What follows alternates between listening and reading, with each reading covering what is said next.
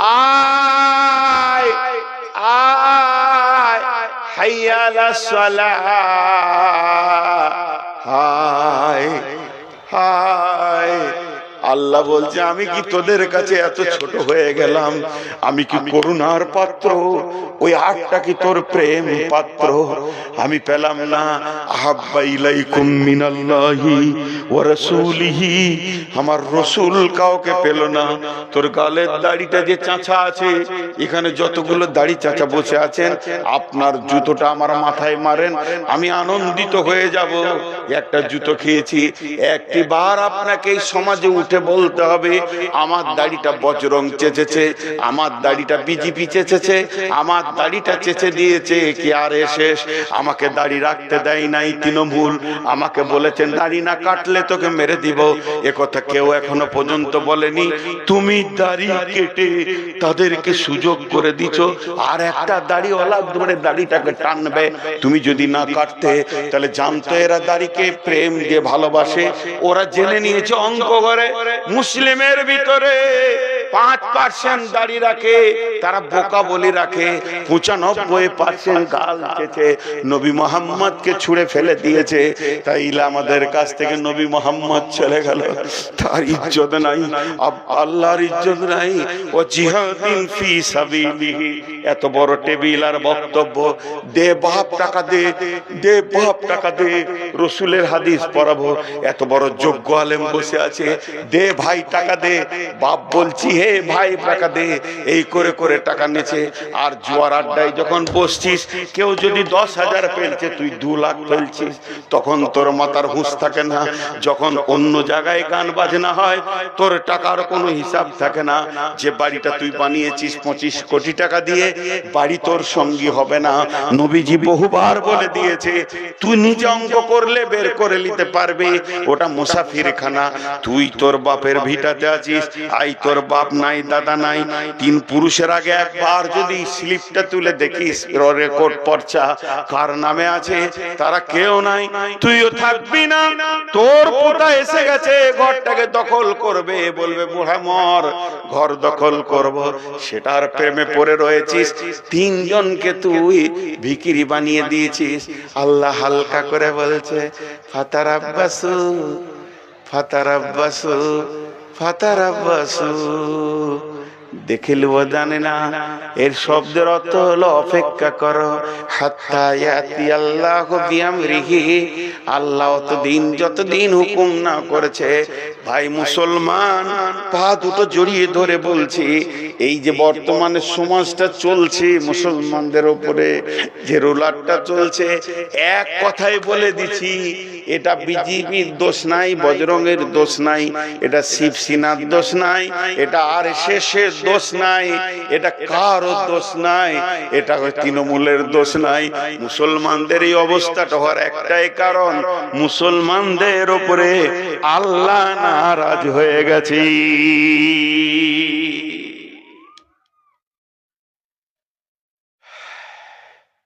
আমার নামটা ডিলিট আছে, বিএলওর কাছে যান, আর কার কাছে যান, আর কার কাছে যান, ডিএম এর কাছে যান, চলে যান জজ কোর্টে, না হয় তা হাইকোর্টে, না হয় সুপ্রিম কোর্টে করে দিন। কুত্তার যার 5,000 টাকা ধরিয়ে দিলে নামটা আপনার ওকে করে দিল। আল্লাহর কসম দিয়ে বলছি, আল্লাহর কাছে গিয়ে বলেন যে এটা সিজদা করে দেন, আল্লাহ বলো করবো না। তো মুসলমান আল্লাহ করবো না, তুই আমার মেজাজকে জ্বালিয়ে রেখে দিয়েছিস। আমি যে মেয়েটাকে বিয়ে করেছি, আমার স্ত্রী, দিনে 5 বার থেকে 7 বার কথা বলি, বাইরে থাকলে 10 বারও বলি দিই, বিনা কারণে। ওর কণ্ঠস্বর আমাকে আনন্দ দেয়, ফোনে ওর কণ্ঠস্বর আমাকে আনন্দ দেয়, আমার দিলকে চঞ্চল করে দেয়। আমি কথা বলি ওর সঙ্গে, ও কথা বলে আমার সঙ্গে। ঈদে কি লাগবে, বকরা ঈদে কি লাগবে, শীতে কি লাগবে, যেন আমার একটা চিন্তা। মোবাইলে ফোন ঢুকছে না, কি হলো, রিচার্জ শেষ, ছাড়াম রিচার্জ। আমি ওর পাগল। কিন্তু ওই মেয়েটা যে মেয়েটার জন্য আমি পাগল, দেওয়ানা, মাজনুন। কিন্তু ওই মেয়েটা যদি সামাজিক ভাবে আমার সঙ্গে তালাক নিয়ে নেই, এ আর কাছে থাকবো না, এ ভালো মানুষ নয়, এর ঘরে ভাত আর খাবো না। যেদিন মেয়েটা তালাক নেবে সেদিন থেকে ওরা আর আমি খোঁজ নিব না, কি লাগবে এটাও বলবো না, দিনে 10 বার কেন বছরে একবারও ফোন করব না। তালাক ঘটে গেলে সম্পর্ক, প্রেম, মহব্বত ঘটে যায়। বিশ্ব নবী বলছেন উম্মতদেরকে, উম্মতেরে লা তাতরুকান্না সলাতা মাকতুবাতান মুতাআম্মিদান ফাইন্না মান তারাকা সলাতা মাকতুবাতান মুতাআম্মিদান ফাকাত বারিয়াত মিনহু জিম্মাতুল্লাহ। হে আমার উম্মত, খবরদার খবরদার, ইচ্ছা করে জ্ঞান বশত এক ওয়াক্ত নামাজ ছেড়ে দিও না। যে ব্যক্তি ইচ্ছা করে জ্ঞান বশত একটা ওয়াক্ত নামাজ ছেড়ে দেবে, আল্লাহর সঙ্গে বান্দার সম্পর্ক কেটে যাবে।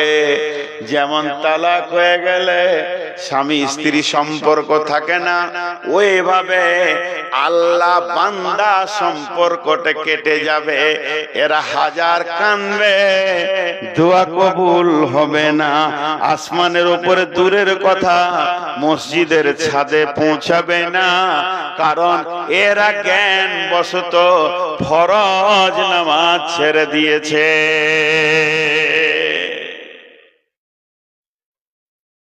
হায় আল্লাহ, বিশ্ব নবী যখন অন্তিম শয্যায় শুয়ে আছেন, এইবার ট্রান্সফারটা নেবে, মাত্র 3 সেকেন্ড কি 5 সেকেন্ড এই জগৎ থেকে ওই জগৎ যাবে জানটা। দুটি কথা বলেছিলেন, একটা বলেছিলেন আসসালাত আসসালাত আসসালাত, আরেকটা বলেছিলেন ইয়া রাফিকাল আলা ইয়া রাফিকাল আলা ইয়া রাফিকাল আলা। কারণ দুইজনকে দুটো কথা বলেছেন, যাদেরকে ছেড়ে যাচ্ছে তাদেরকে বলেন আসসালাত, আর যার কাছে যাচ্ছে তাকে বলছে ইয়া রাফিকাল আলা। আল্লাহর কাছে যেছে এই জন্য বলছে হে আমার উচ্চ পর্যায়ের বন্ধু, সব থেকে দামি বন্ধু, তুমি সব থেকে উচ্চ পর্যায়ের বন্ধু, এটা আল্লাহকে শোনালো। আর যাদেরকে ছেড়ে যাচ্ছে এদেরকে বলে গেল আসসালাত। মানে একটা রশি তোমাকে দিলাম, তুমি ফারাক্কার নদীর ব্রিজে যদি পড়েও যাও বাংলাদেশ ঢুকবে না, খালি রশিটা যদি ধরে থাকতে পারো তো ইনশাআল্লাহ কুল কিনারা তুমি পাবে। এই উম্মতের সেই রশিটার নাম হলো সালাত। আমি কাউকে পাপের লাইসেন্স দিতে আসিনি যে আপনি জুয়া খেলেন, তাস খেলেন, মদ খান, এটা আমি বলতে আসিনি। মাফ করবেন, এগুলো কাবিরা গুনাহ। কিন্তু একবার বলছি বোঝানোর জন্য, সুদ খান, জুয়া খান, চুরি করেন, ডাকাতি করেন, বেঈমানি করেন, লুচ্চামি করেন, দান্ডিগিরি করেন, বেশ্যাগিরি করেন, বেপরদা থাকেন, পৃথিবীর সব পাপকে গ্রহণ করলেন, কিন্তু নামাজ ছাড়ার মতো পাপটা করিয়েন না। ওইটা ধরে থাকেন, আল্লাহ আপনাকে টানবেই টানবেই টানবেই টানবেই, কুল কিনারা একবার পাবেনি। এটা ছিল এই উম্মতের রশি। এই রশিটাকেই ছেড়ে দিয়ে সে বাংলাদেশ বর্ডার পার হয়ে গিয়ে এবার চিল্লাইছে আমাকে কে তুলবি রে আয়, রশি ছাড়লি কেন? इस घर में आग लगी है घर ही की चिराग से। इस्लाम नामे जे प्रसादটা আছে, इस घर में आग लगी है घर ही की चिराग से। একজন বড় আলেম বলেছিলেন আমাদের বীরভূমের, इस घर में आग लगी है घर ही की चिराग से। কাকে দোষ দেবেন? আপনার চেরাগটা ঠিকমতো রাখা হয়নি, প্রদীপটা ঠিকমতো রাখা হয়নি। এই প্রদীপটা উল্টিয়ে গিয়ে কেরোসিন তেল মেখে গোটা ঘর দাও দাও করে জ্বলছে। কাউকে দোষ দিয়েন না, মুসলমানরা নিজের পাপে জ্বলছে, পাপে পাপে পাপে। কোন জাতিকে দোষ দিয়েন না।